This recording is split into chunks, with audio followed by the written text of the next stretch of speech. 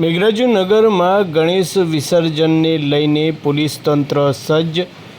વિસર્જન યાત્રાના રૂટ પર ડીવાયએસપીની અધ્યક્ષતામાં પોલીસ તંત્ર દ્વારા ફૂટ માર્ચ યોજવામાં આવી।